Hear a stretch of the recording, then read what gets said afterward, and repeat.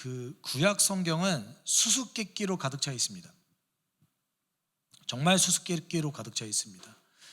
사실 성경에 대한 지식이 조금 탁월하신 분 입장에서는 혹시 여러분 사울이 왜 왕이 되었지라는 질문을 혹시 해보십니까? 대부분은 안 해보실 것 같아요. 하나님이 그냥 어련히 알아서 잘 선택하셨지. 근데 이상하잖아요.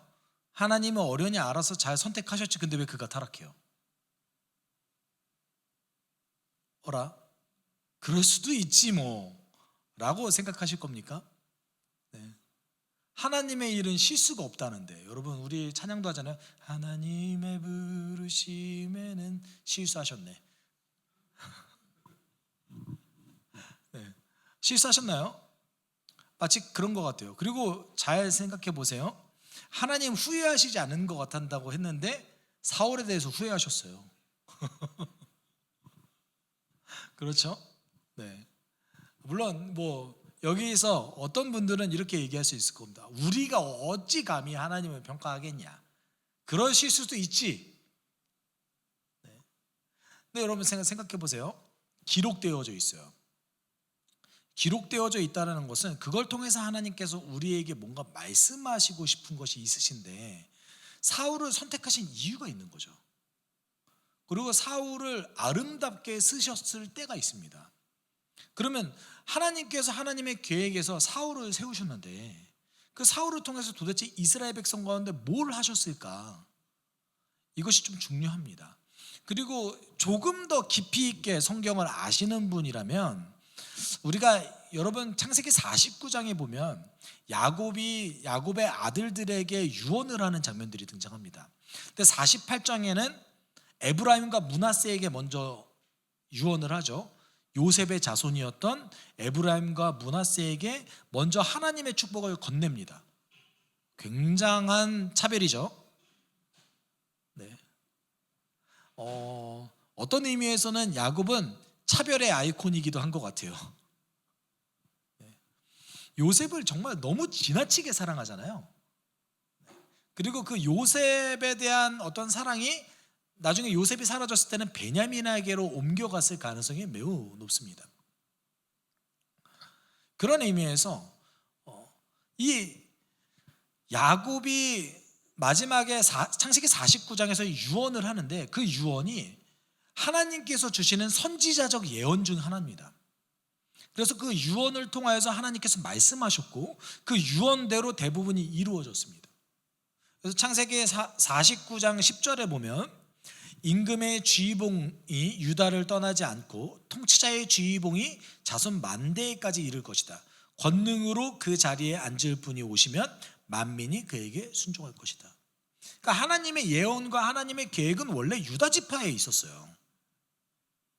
여기서 질문이 있는 거죠. 사울이 유다 지파입니까? 베냐민 지파예요. 너 왜 사울을 뽑았냐 이거예요. 왜 사울을 뽑았냐 이거예요. 조금 더 이제 신학적 지식이 있는 분이라면 여기에 질문을 던져야 되는 거예요. 물론 이렇게 생각할 수도 있습니다. 당시에 이스라엘 백성들은 율법서를 잃어버렸을 가능성이 꽤 높습니다. 그래서 모세오경을 상당 부분 소실했을 가능성이 높고요. 제사에 관련된 거를 빼놓고서는 율법을 많이 잃어버렸어요. 대표적인 예가 다윗이 유월절을 안 지킵니다. 다윗이 유월절을 안 지켜요. 그리고 이스라엘의 수많은 선한 왕들 중에서, 수많지도 않죠. 7선왕이라고 그러는데, 그 선한 왕들 중에서 유월절 지키는 왕이 딱 2명 있는데 진짜 유월절은 요시야만 지켜요. 근데 요시야가 왜 유월절을 지켰을까요? 제사장 그 성전 고치다가 율법서 발견하거든요. 요시야가 율법서를 발견해요. 그 다음에 율법서를 발견한 다음에 여선전자에게 물어보고 그 다음에 이게 진짜 율법서라는 것을 확증받죠. 그 다음에 유월절 지킵니다. 이거 지켜야 되는 거였구나, 이거였습니다. 그럼 히스기야는 어떻게 하다가 유월절 지킬 수 있게 되었을까요? 히스기야의 꿈이 성경 모으는 거였어요. 그래서 여러분, 그 히스기야 왕이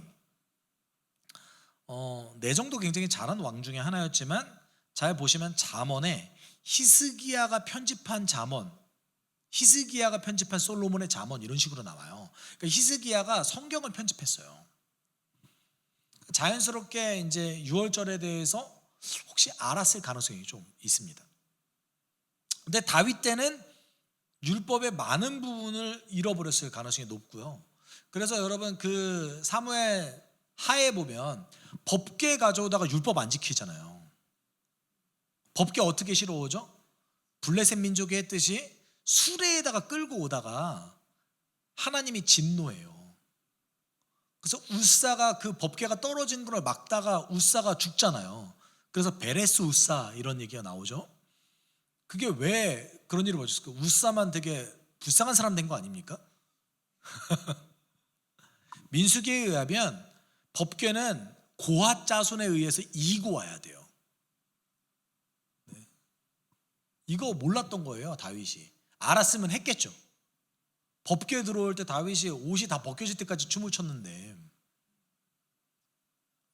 그런 마음이었으면 율법 정말 잘 지키려고 노력했을 겁니다. 다윗은 율법서는 상당 부분 소실했을 가능성이 높기 때문에 이 야곱의 예언도 좀 잃어버렸을 가능성도 있기는 해요. 뭐 근데 이스라엘 백성들이 잃어버렸다가 하나님도 잃어버리시는 건 아니잖아요. 하나님은 이런 계획을 갖고 계시는데 왜 사울을 뽑았냐 이거예요. 사울이 이스라엘 백성들이 정말 간절히 원하던 이상적인 왕이었기 때문에 사울을 뽑았습니다. 이게 첫 번째 이유예요.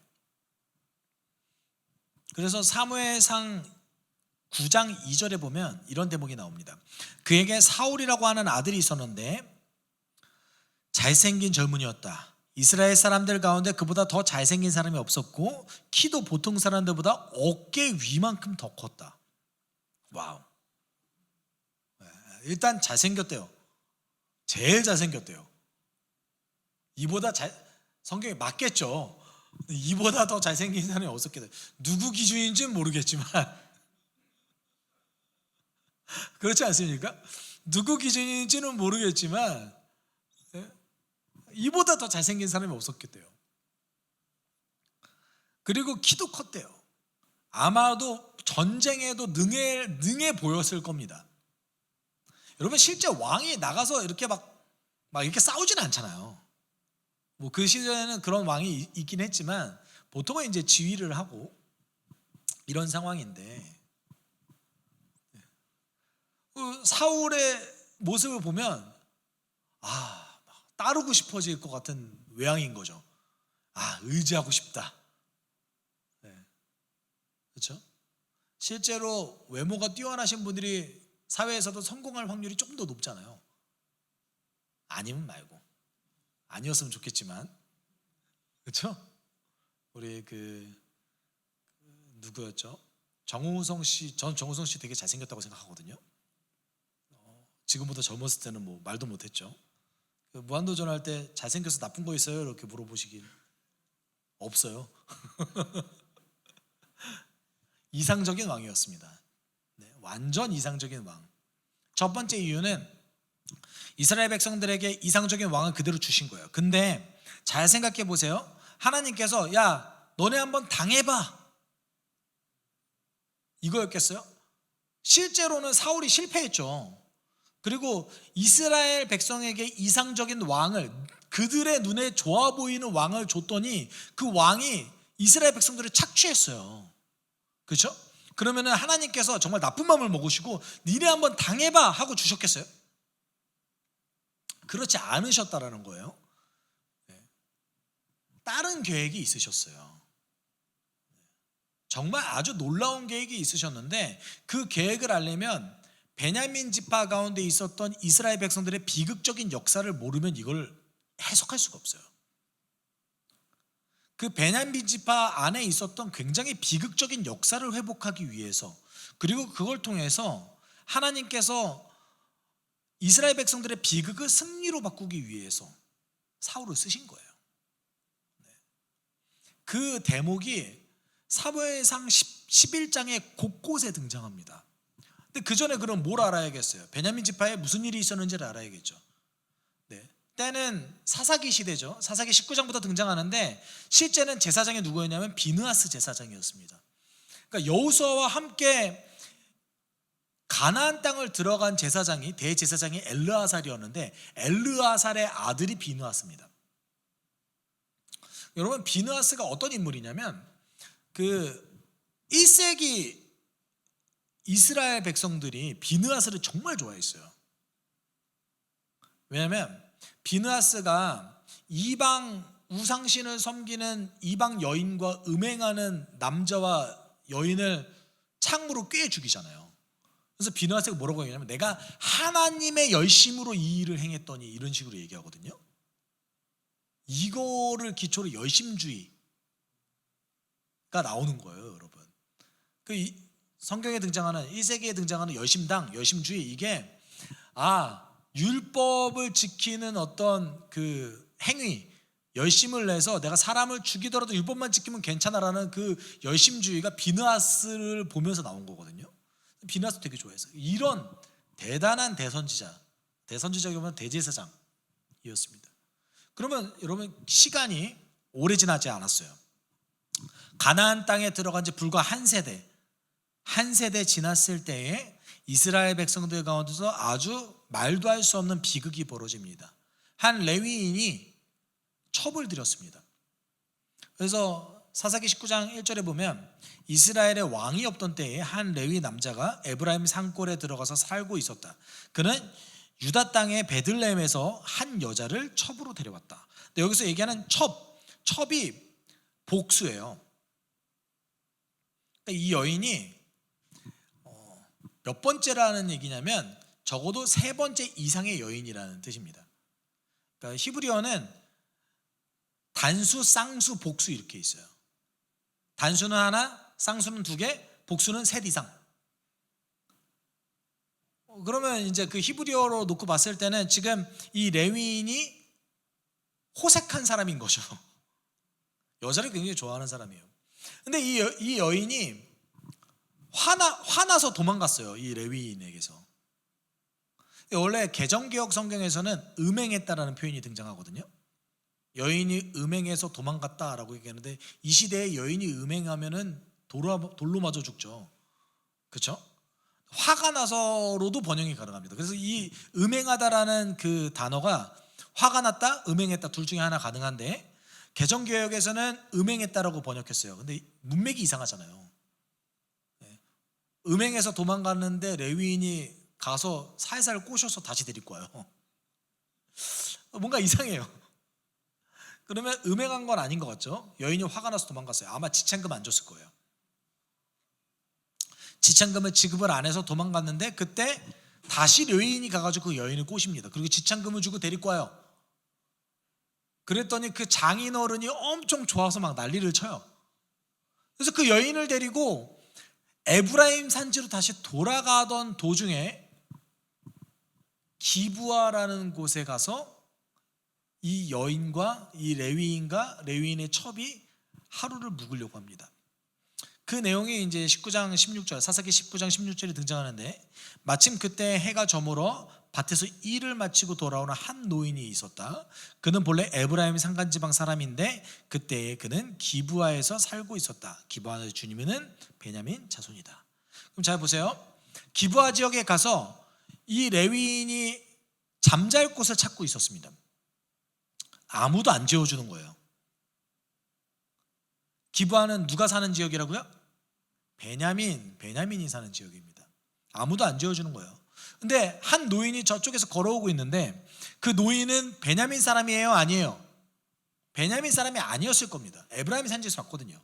그러면 이방인이었어요. 그곳에서는 타 지파 사람이었을 가능성이 매우 높습니다. 그 노인이 와서 이 사람들을 재워준 거예요. 근데 문제가 발생했어요. 이 노인이 베냐민 사람이 아닐 가능성이 높잖아요. 그래서 그 지역에 있는 불량배가 가서 밤중에 그 문을 두드리고 그 남자 데리고 나오라고 한 거예요. 불량배들이. 그래서 22절에 그 내용이 나와요. 그들이 한참 즐겁게 쉬고 있을 때에 그 성읍에 불량한 사내들이 와서 그 집을 둘러싸고 문을 두드리며 집 주인인 노인에게 소리 질렀다. 노인의 집에 들어온 그 남자를 끌어내시오. 우리가 그 사람과 관계를 좀 해야겠소. 이 불량배들이 관계를 좀 해야겠소가 돈을 좀 뺏겠다 인 건지, 아니면은 이 남자와 성적인 부적절한 관계를 맺겠다라는 의도인지는 정확하진 않습니다. 근데 이 관계를 맺겠다라는 단어가 보통 성적으로 사용될 때가 많아요. 그러니까 이제 이것만 놓고 보더라도 당시에 이제 기브아 지역이 어떤 지역이었는지를 좀 보여주고 있는 거기도 합니다. 지금 근데 기브아만 타락했습니까? 아니죠. 레위인도 정상이 아니잖아요. 레위가 뭐 하는 사람이에요? 이 사람이 제사장은 아니었을 가능성이 높지만 적어도 레위는 어느 지역에서 선택받은 자들이었기 때문에 그 안에서 레위가 숫자가 적고 온 지역에 흩어졌기 때문에 레위가 하나님을 따르는데 아주 중요한 역할을 하는 것도 사실이에요. 근데 첩을 3명 이상 들여서 데리고 오는 거죠. 심지어 첩을 들일 대로 치사해. 그 돈을 잘 주지 않아가지고. 근데 이 레위인이 비정한 선택을 하죠. 자신의 첩을 바깥에다가 내버리고 자기만 삽니다. 25절에 그 레위인은 자기 첩을 밖으로 내보내어 그 남자들에게 주었다. 그러자 그 남자들이 밤새도록 그 여자를 윤관하여 욕보인 뒤에 새벽에 동이 틀 때에서야 놓아주었다. 여인은 밤새도록 굉장히 험한 일을 당하다가 결국은 죽임을 당합니다.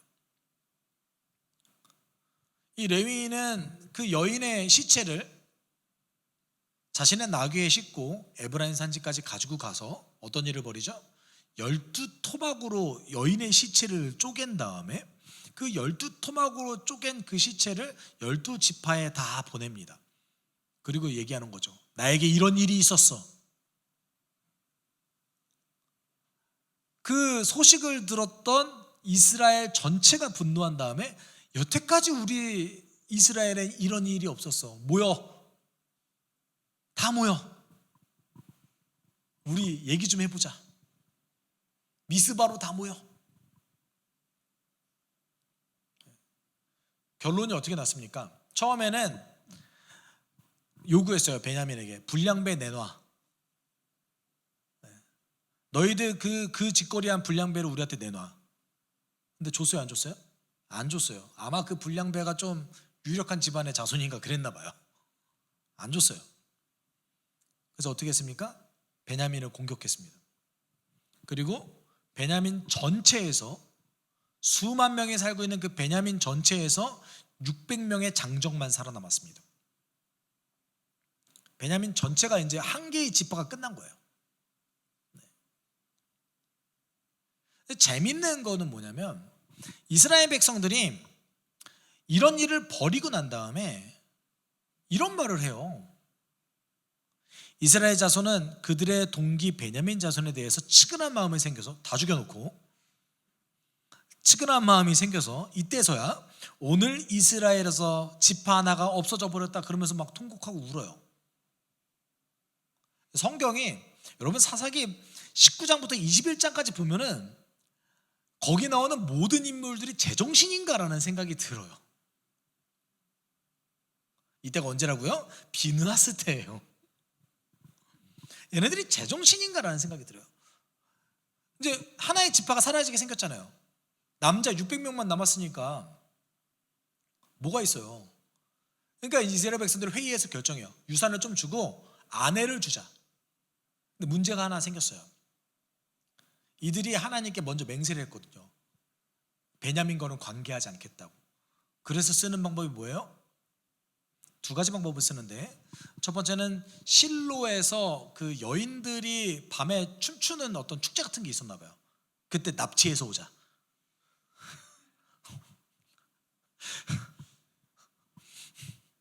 그때 여인들을 납치해서 와가지고 베냐민 청년들한테 주자. 2번째 방법이 오늘 본문과 관련되어 있는데, 길르안 야베스가 우리가 전쟁하러 올 때 베냐민과 전쟁할 때 우리 중에 참여하지 않은 족속이 어느 지역의 사람들인지 한번 살펴보자 해봤더니 길르한 야베스에서 사람을 안 보낸 거예요. 왜냐하면 베냐민과 관계가 있었거든요. 그러면 그래 옳지. 길르한 야베스는 전쟁에 참여를 안 했네. 그러면 뭐가 된 거예요? 하나님께 맹세도 안 했네. 그러면은 말로 요구하면 되잖아요. 그렇죠? 몰라. 다 죽여. 그리고 천연만 남겨.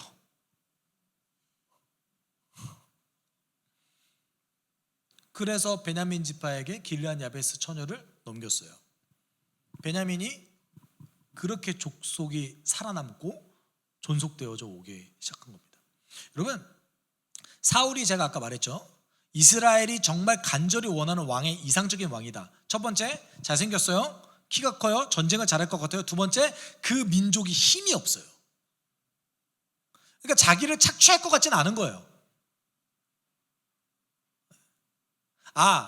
전쟁 때는 잘 나서 주겠는데 그렇다고 우리를 착취할 만큼 힘은 없으니까 최고네. 하나님이 딱 그런 사람을 뽑아서 세운 거예요. 그리고 9장 10장에 보면 왕으로 세워지잖아요. 오늘 본문이 사무엘상 몇 장이에요? 11장. 그렇죠? 이미 왕이에요. 사울이 이미 왕이에요. 이 배경 속에서 오늘 본문 1절에 이 내용이 등장합니다. 원래 이스라엘 백성과 주로 많이 싸우는 족속이 블레셋이었습니다. 근데 오늘 본문 속에서 암몬 사람 나하스가 올라와서 길르한 야베스를 포위했대요. 그러자 야베스 사람들이 모두 나하스에게 우리와 조약을 맺읍시다. 우리가 당신을 섬기겠습니다 하고 제안하였다. 그러니까 이제 두려움에 사로잡힌 거죠. 그리고 갑작스러운 암몬 족속의 공격 때문에 굉장히 큰 두려움에 사로잡혔습니다. 우리가 블레셋도 있는데 암몬까지 쳐들었으니까 이제 우리 큰일 났다. 네. 길르한 야베스에 나하스가 왔습니다. 암몬 사람. 그때 그러면 사울은 뭐 하고 있었을까요? 왕이잖아요. 농사 짓고 있었어요. 5절에 보면 마침 사울은 밭에서 소를 몰고 오다가 사울이 지금 왕으로 인정받고 있어요? 못 받고 있어요? 못 받고 있어요. 베냐민 지파가 힘이 없거든요. 전체를 왕으로 세워놓긴 했지만 다스릴 힘이 없어요. 그래서 사울이 밭에서 소를 몰고 오다가 그 전령을 발견하게 되죠. 그래서 백성이 왜 울고 있느냐고 물었다. 사람들은 야베스에서 온 전령들이 한 말을 그에게 알려주었다. 전쟁 났습니다. 암몬 사람 나하스가 쳐들어왔습니다. 그랬더니 사울이 했던 행동을 여러분 주목해 보십시오. 7절에 이거 좀 같이 읽어볼까요? 좀 긴데. 사울은 겨릿소 2마리를 잡아서 여러 토막으로 자른 다음에 그것을 전령들에게 나누어 주고 이스라엘 모든 지역으로 말을 전하라고 보냈다. 누구든지 사울과 사무엘을 따라 나서지 않으면 그 집의 소들도 이런 꼴을 당할 것이다. 주님께서 온 백성을 두려움에 사로잡히게 하시니 모두 하나같이 그를 따라 나섰다. 여러분, 사울이 그 다음에 했던 행동이 뭡니까? 소 2마리를 가져와가지고 토막을 낸 다음에 이스라엘 곳곳에 뿌려버립니다. 뭐와 닮았어요? 아까 레위인 지파 레위인이 여인의 시체를 12토막으로 낸 다음에 지파에 뿌린 것과 비슷한 행위를 하죠. 이스라엘이 전쟁 나설 때 원래 이렇게 안 해요. 나팔 불어요. 이스라엘 원래 전쟁 나설 때 나팔 불어서 모은단 말이에요. 사울은 의도성을 가지고 이렇게 한 거예요, 사실은. 그러면서 이제 사울이 사기를 쳐요. 누구의 이름을 팔아요? 사무엘의 이름을 팔아요. 사무엘의 이름을. 여기 사무엘이 어디 있어요? 그렇잖아요. 자기 이름으로는 안 되니까 사무엘과 같이 파는 거예요. 허락도 안 받고. 초상권 침해. 근데 다행히도 하나님께서 도와주셔서 온 백성이 두려움에 사로잡혀서 하나같이 따라 나섰고 결국은 전쟁에서 승리했습니다. 그리고 이 전쟁을 통해서 사울이 진짜 왕이 돼요. 이미 왕을 세웠잖아요. 미스바에서 왕을 세웠어요. 근데 우리 이제 길갈로 가자. 그래서 11장 15절에 그래서 온 백성이 길갈로 가서 그곳 길갈에 계시는 주님 앞에 사울을 왕으로 세웠다. 그들은 거기에서 짐승을 잡아서 주님께 화목제물로 바쳤다. 거기에서 사울과 모든 이스라엘 사람들이 함께 크게 기뻐하였다.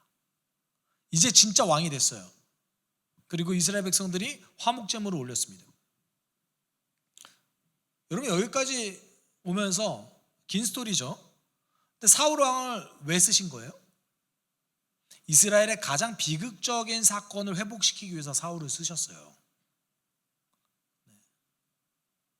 이스라엘 백성들은 기브아 하면은 베냐민 지파가 저질렀던 그 악행이 떠오르고, 기브아 하면은 그곳에서 벌어졌던 그 민족 전쟁, 학살이 떠올랐습니다. 근데 이제 기브아 하면 누구의 고장이 됐어요? 승리를 가져두는 사울의 고향.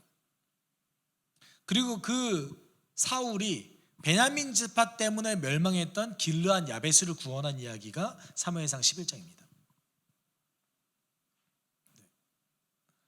여러분 우리가 자세히 보시면 하나님께서는 우리의 모든 요소를 다 이용하시는데, 사울을 하나님께서 왜 뽑으셨냐? 정말로 이스라엘 백성들이 간절히 원했던 이상적인 왕의 모습을 하고 있었기 때문에 뽑으셨습니다. 그를 선택하셨습니다. 근데 그거를 통해서 어디까지 바라보고 계십니까? 이스라엘의 가장 비극적인 역사를 그의 자손을 통해서, 베냐민 자손을 통해서 회복시키게끔 하고 계시는 거예요.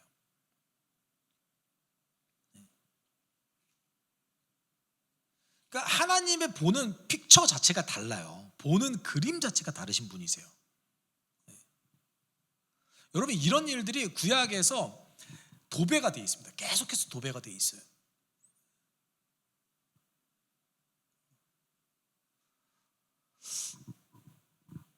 그런데 그러면 사실 우리가 이걸 통해서 알 수 있는 건 이거죠. 하나님께서는 정말 인간의 욕망과 악도 이용하시는구나. 그것을 통하여서 어떤 선함과 회복을 만들어내실 수 있는 분이시구나 라는 걸 우리는 알 수 있어요. 그래서 로마서 8장 28절에 이런 구절이 있죠. 좀 같이 읽어볼까요? 하나님을 사랑하는 사람들 곧 그의 뜻대로 부르심을 받은 사람들에게는 모든 일이 서로 협력하여 선을 이룬다는 것을 우리는 압니다. 하나님은 악까지 이용하셔서 우리를 선함으로 이끄십니다. 여러분의 인생에 혹시 그런 경험 있으세요? 어리석은 선택을 했는데 그래도 하나님 도와주셨던 경험. 아니면 혹시 그 어리석은 선택조차 아예 하나님의 계획이야 라고 포장하고 계십니까? 내가 이걸 경험하게 하시려고 하나님이 나를 이렇게 어리석게.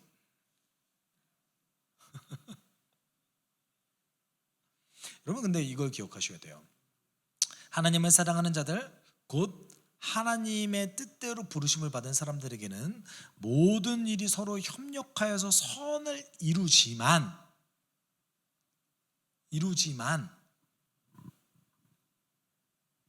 하나님이 선한 걸로 더 큰 걸 만들어내신다.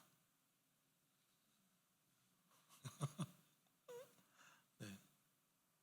하나님은 선한 걸로 더 엄청난 걸 만들어내신다. 이걸 기억해야 되는 거예요. 그러니까 사울을 통해서 임하셨던 하나님의 그 놀라운 어떤 그 역사하심은 하나님 정말 대단하시다, 사랑이 넘치시다, 이만큼 기다려주시고 이만큼 우리를 위해서 뭔가를 계속 하시는구나, 이걸 우리는 알 수 있지만 동시에 만약 우리가 선한 걸 선택한다면 뭘 더 주실 것이다? 하나님의 정말 말도 안 되는 놀라운 걸 더 주실 것이다 라는 것이죠. 구약 성경이 그걸 정말 잘 보여주고 있어요. 그래서 어떤 눈으로 봤을 때, 어떤 시각으로 봤을 때 구약 성경은 조금 폭력적이에요. 아까 여러분 그 사사기 19장에서 21장 얘기 들어보면 말도 안 되잖아요. 그 자기 와이프로, 자기 부인으로 삼으려고 데렸건데 여인은 시체를 쪼개는 그 사람이나 그 여인에게 해코지했던 그 불량배들이나 전체의 그 악함이 전체를 지배하고 있는 그 사회를 보여주고 있어요. 사울이라는 인물을 통해서 그걸 회복시켰던 거예요. 여러분, 하나님은 선하십니다. 인자하십니다. 그래서 우리의 악함도 이용하십니다. 여러분이 그렇다고 악한 마음은 먹지 마세요. 우리 기준으로 살펴봅시다. 하나님은 여러분이 가지고 있는 모든 걸 다 이용하실 수 있습니다. 심지어 내가 가지고 있는 병조차 이용하실 수 있는 분입니다. 그를 경험하게 하기 위해서, 더 선한 것을 내기 위해서 하나님은 그걸 다 이용하실 수 있습니다. 내 모든 환경을.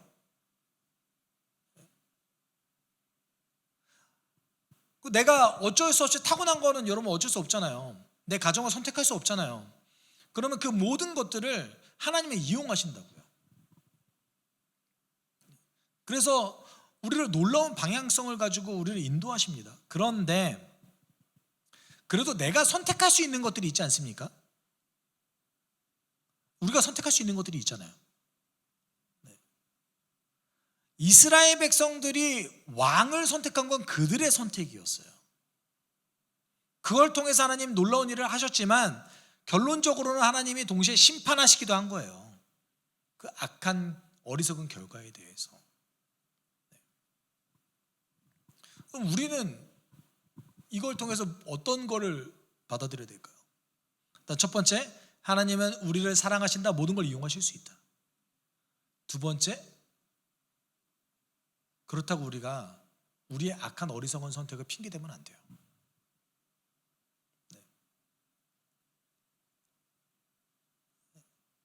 여러분, 우리 잠시 기도했으면 좋겠는데요. 그래도 여러분, 우리 삶 가운데, 우리 인생 가운데 우리의 어리석음조차 이용하셨던 그 하나님을 혹시 경험해 보셨습니까? 또는 우리의 약함조차 이용하셔서 하나님을 알게 하신 그 하나님의 그 선하신 하나님의 계획을 경험해 보셨습니까? 먼저 우리는 거기를 인식하고 감사하는 것이 중요합니다. 내 약함조차 이용하셔서 당신을 알게 하신 하나님, 내가 그 하나님을 더 높이고 더 사랑하고 감사할 수 있게 주님 도와주십시오. 나에게도 현재 약함이 있습니다. 이 약함을 통하여서 일해 주십시오.